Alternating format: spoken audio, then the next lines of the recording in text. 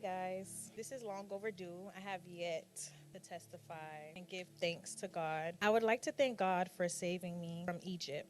2 years ago, I committed a crime. It was not my first time, but my third. I entered a covenant with the Moloch spirit. I had multiple abortions. The first two times, I was heartless, I was careless, and I had no remorse. I didn't give myself a chance to think about the situation, nor did I let anyone talk me out of it. The second time I did it, the pain was so gruesome, I remember telling God I will never do this again. I cried myself to sleep every night in so much pain, unable to tell anyone, confide in anyone, because the crime that I did it in secret, and if I would have opened up, I would have felt the emotions and the guilt of what I've did. So I kept silent. Something I was always trained to do. This third time around, it was different. I was a broken girl, a lost girl, a girl with no self-worth, a girl trying to navigate through life in all the wrong ways. In this season, life was lifing. Finding out that I was in the same situation around the same time, in another year, I became so distraught. I remember the promise I made to God, and it hurted me so much because I don't go against my word.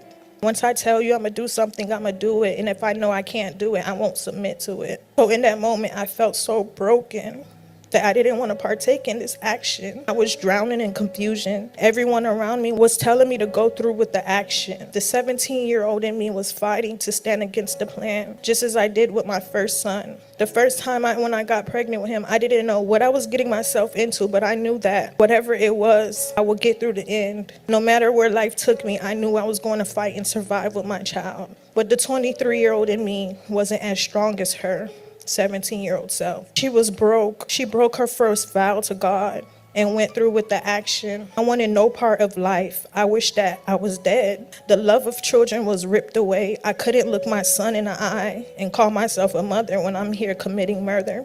I cursed myself. I cursed my womb for almost a year straight. I said the most spiteful words to myself. In the course of 6 months, almost 6 of my friends became pregnant.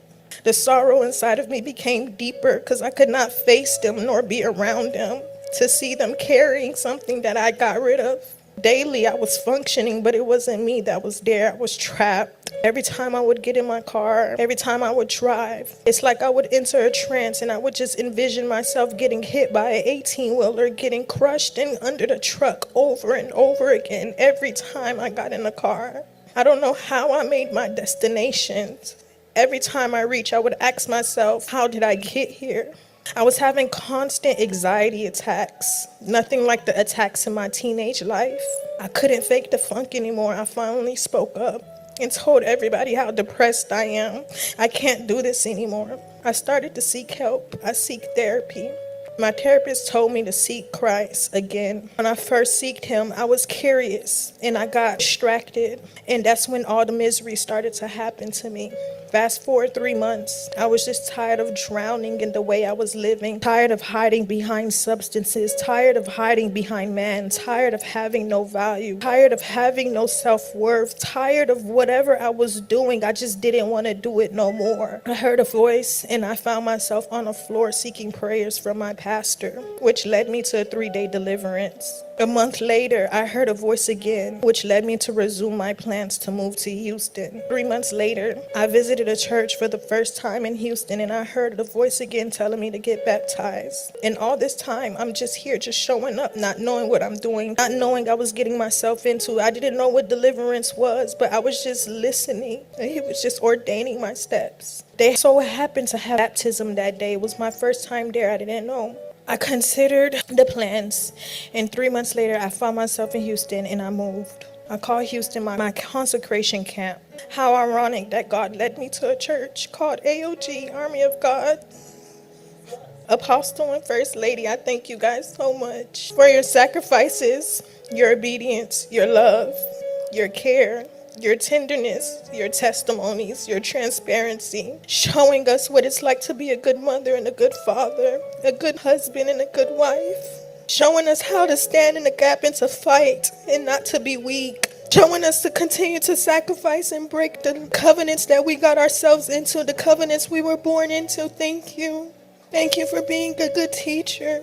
Thank you for your dedication, your deliverance. You guys saved me last year. Last year, Apostle, he did an altar call for someone, their womb, having excruciating pain. Ever since I received my menstrual, I was always in such bad pain. And after the abortions, it became even worse. Imagine if you're a mother here, you know the pain of contractions. So imagine every month you go through those contractions, those hurtful pains. And when Apostle did that altar call, I came up, and the next month I felt nothing.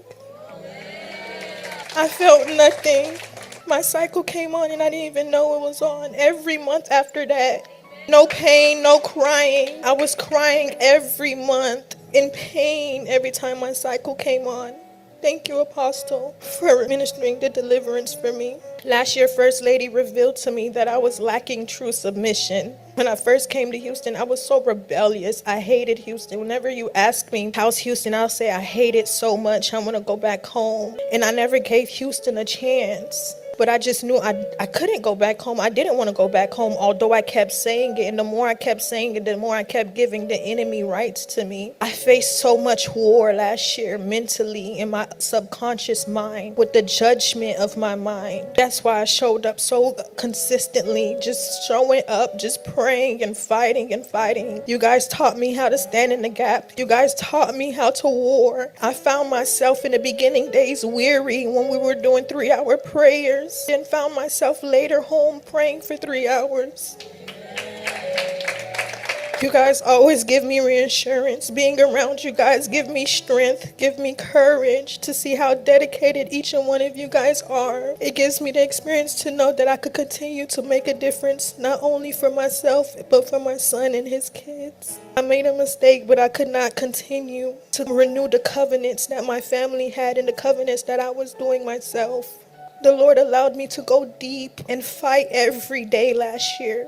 I fought, and I experienced his gentle parenting. I experienced him through every battle that I was going through at home. He coached me through every fight. These prayers that Apostle was saying in these 21 days, there are not no prayers to take lightly. Each and one of those prayers spoke to me. And when I came, I'm like, dang, Apostle, where you was? Why I never heard these prayers last year? Each one of those prayers is what I went through. Just fighting my subconscious mind. So guys, please don't take those prayers lightly. Don't take those sacrifices that Apostle and First Lady is doing here. It will help you. I dug deeper and I got true submission unto the Lord. And I saw him. He gave me strength and he restored my mind. I am no longer a slave. I no longer operate in the judgment of my mind, and I no longer operate in depression. I stand by the word of Numbers 23:21, when the Lord said, I believe his name was Balak. In that story, God was protecting the children. He wanted to kill them. He wanted to harm them, but God kept telling him, no, they are chosen. They are my children. He said, no misfortune is seen in Jacob, no misery observed in Israel. The Lord God is with them. The shout of the king is among them. God brought them out of Egypt. They have the strength of a wild ox, meaning I have the strength of a wild ox. There is no divination against Chelsea. There is no evil that amongst against Chelsea. I will now be said, see what God has done. The people rise like a lioness. Chelsea rises like a lioness. She rouses herself like a lion and does not rest until the enemy is devoured. And Jesus, I thank you. Thank you, guys. This is an example of the power of deliverance. When she submitted herself to the house where God called her, she found true deliverance. We are blessed that we have Apostle and First Lady, servants after God's own heart. They are teaching us to war, to fight. When you're in the right house, you are connected to the house where God has planted you. You will grow. I remember when Sister Chelsea first joined the ministry, she was faced with attacks after attacks during priesthood night. So many times people reach out to her, she was like, I can't find a ride. I can't find a way to make it. My son is being attacked, but she kept pressing. She kept pushing, not knowing she was gaining capacity in the realms of the spirit. Now look at Sister Chelsea now. She praying for hours. Yes, and she overcame. And now she's also part of the prayer team. So there's nothing, yes, there is nothing God won't do for you when you come under alignment and submission. All right, so those of you who are new to Army of God ministry, this is what this house is about. It is about deliverance, setting the captives free. coming to the prayers, the 9-hour prayers, even though it's not easy, stay planted, stay true, show up. You are gaining and building muscles in the realms of the spirit. And one day you're going to step out and like, what demon?